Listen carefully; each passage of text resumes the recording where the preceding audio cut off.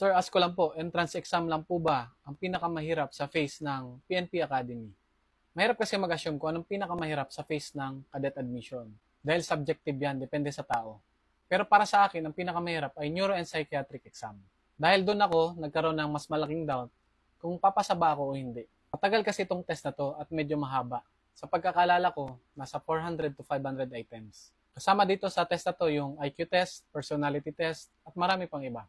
Medyo nakaka-drain kasi mentally ang pag-take nito. May mga tanong din na paulit-ulit, same lang yung thought pero iba yung pagkakagawa ng tanong. Kaya dapat maging consistent ka. Yung sagot mo sa nauna, dapat ganun din yung sagot mo sa mga susunod na items. Medyo occupied nga din ang isip mo sa time na to dahil nakapaloob siya sa phase 2. Isa sa pinakamaraming ginagawa. Habang nagpe-prepare ka dito, magpe-prepare ka din sa physical fitness test, dental at marami pang iba. Pero syempre, good news, hindi imposibleng maipasa yan. 2 beses nga ako nag-take ng neuropsychiatric exam at pareho ko naman na ipasa. Maniwala lang kayo sa sarili nyo, maging consistent sa sagot. Be normal, not perfect. Alam ng test na yan, na pinagmumukha mo lang perfecto yung sarili mo. Alam naman natin lahat na nagkakamali tayo, hindi tayo perfect.